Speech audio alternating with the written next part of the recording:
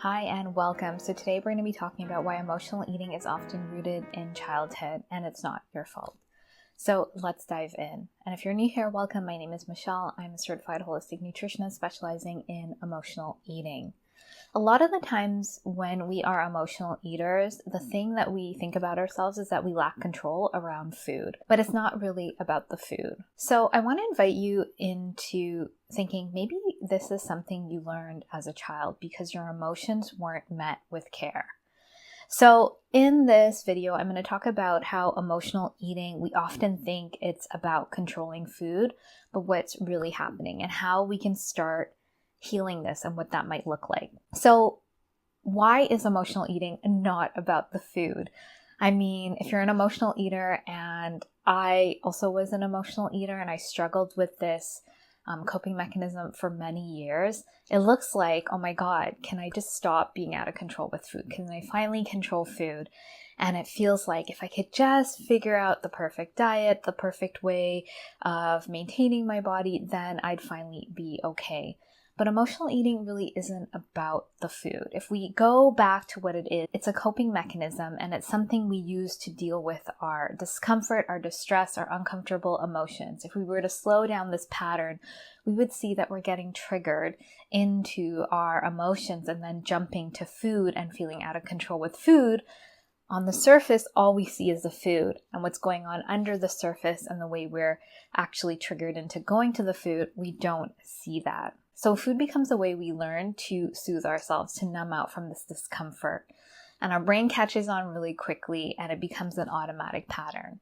And so as a child, this would have been what we used because if our emotional needs weren't met, if we weren't seen, heard, understood in our emotions, and our parents or caregivers weren't able to guide us through that process to get to a regulated nervous system, we were left with this discomfort. And as children, we can't do this work for ourselves. We don't have the maturity in our nervous system. We really need our parents and caregivers to co-regulate with us.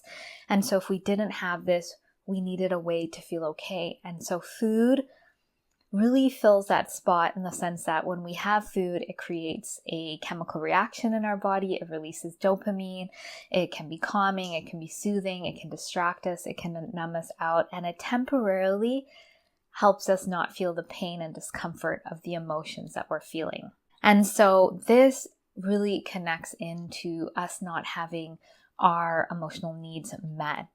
You know, our parents or caregivers might not have been able to do this for us. They might have had addictions themselves.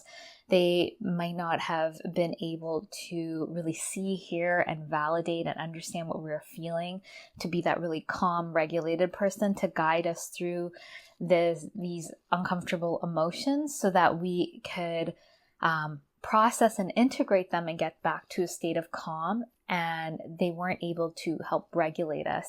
And so these are deep needs that a child needs because, like I said, your nervous system isn't developed enough. We really need this from our parents and caregivers. And if we go all the way back, you know, when a baby is born, when a child is very young, there is skin-to-skin contact. The parents, their body regulates the child. And so we need this because we wouldn't have been able to do this for ourselves. We still need to feel regulated. We still need to feel okay. And so food becomes that crutch we lean on. It becomes that band-aid. And in times of stress, of discomfort, when these uncomfortable emotions come up or we're triggered back into these emotions, we keep going back to what we learned as a young child. We become dependent on food to help us regulate ourselves, to soothe ourselves, to deal with these stressors and these uncomfortable emotions. And the pattern becomes automatic, that we don't even register that we might be triggered, that we might be in an emotional state. And so we lean on food, and all we see on the outside is this out of control behavior with food. The food helps to calm us, to protect us from this discomfort. And so what do we actually need? You know, when I'm working with clients, we're working through several steps to actually pinpoint our emotional eating because, of course, food is something we need in our life. We can't throw it out the window. We can't get rid of food. We have to learn to relate to food in a healthy way, which means we're first learning to discern when are we actually hungry versus using food as this tool to regulate ourselves and soothe ourselves. And so we need to create this healthy relationship to food to then see where we're triggered into our emotional eating. And then we need to start meeting those deeper needs. We need to start reparenting ourselves, giving ourselves what we needed. And this is something that I do with clients. I help them with their triggers. I help them to really start learning the tools to feeling resourced, to moving through these uncomfortable emotions as they come up day to day, but also going back to the root and healing that as a child, repatterning what you learned as a child. So not going to food, but actually meeting your true emotional needs because you're now an adult and you're able to create that capacity. You know, this is important because when emotions feel like too much and you're an emotional eater, you're going to go to food.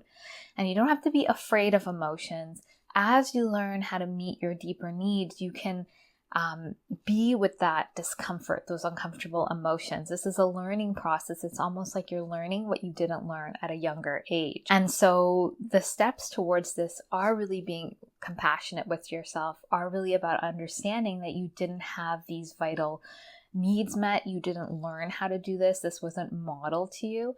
And so you need a way to move forward. And this is a big part of what I'm teaching to clients because we need to be able to move through this on a body level in a somatic way, to feel those sensations of those emotions, to catch them, catch the triggers, and really start slowing down to see when are you feeling these emotions, to move through them, to listen to them, to understand them, to integrate them on a body level, and to hear the messages of them. So emotions give us messages. And so they're really powerful. They give us insight about our life and what's going on for us. And so we want to use that so that as we recognize when we're emotionally eating, we're seeing our triggers, as we're creating this healthier relationship to food in our body, and really catching these triggers and resolving this, we start meeting our deeper emotional needs. And we stop using food as a band-aid. And then food no longer becomes a thing we have to control or the enemy. Of course, I find with clients, we do have to, look at that relationship in a different way after having this unhealthy relationship to food for so many years. And so we learn new ways of being with food, with our body, and our emotions.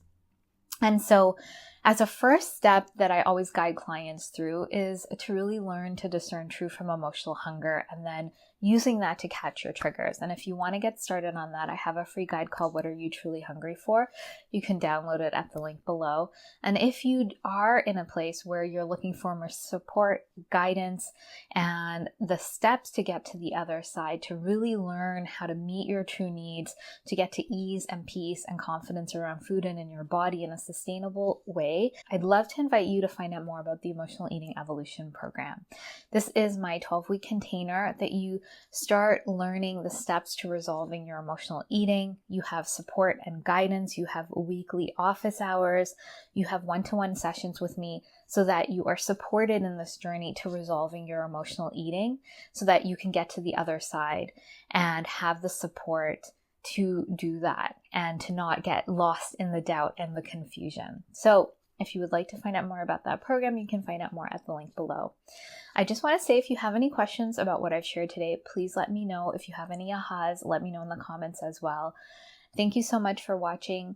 Please be sure to like and subscribe, and I look forward to sharing more with you, and I hope you have a great day.